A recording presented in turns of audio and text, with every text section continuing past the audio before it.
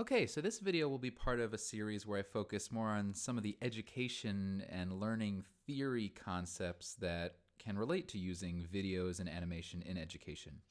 So without further ado, this one I like to call terms of engagement. So everything on this one slide, this short video, will be about aspects of why characters talking to a viewer or why a narrator like me trying to talk to you in a relatively conversational tone should be more engaging than someone talking like a robot or a textbook. So the first term that comes up in the literature is this idea of social presence. So there's an article from 2008 with the quote that those educational materials that are efficient in instigating a feeling of social presence may lead to deeper learning. And so social presence is actually a construct you can actually study. There's a social presence questionnaire that includes statements that the subject agrees or disagrees with. An example that I think really drives it home is this quote: "When the computer presentation ended, I felt like I came back to the real world after a journey."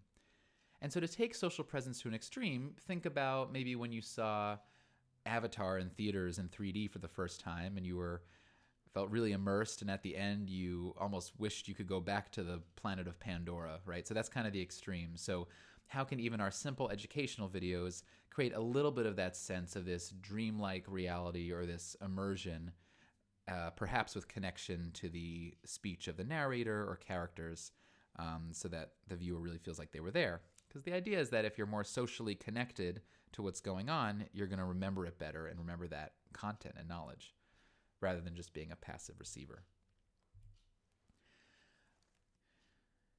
Meanwhile, this next bullet, it's around a general idea of first-person point of view, and hopefully right now you as the listener feel like I'm talking directly to you. I'm pretty much talking how I'd talk to you if we were sitting at a table in a coffee shop.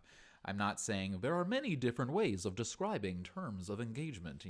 That would be more antithetical to this idea. Another term I've seen for this is the socialization effect. And so, again, getting at the same idea that people respond better when being addressed directly because they feel like they're forced to listen, because that's what society tells them to do. And finally, situated learning theory is also another similar concept, but it's basically a whole learning theory around the idea that learning should not just be passive transmission, but rather socialization, visualization, and imitation. And actually, this article that I was citing here is actually something about simulation, so working in a sim lab with role-playing with standardized patients. But of course, this concept also applies to animation, video, and of course, all the augmented and virtual reality stuff to come.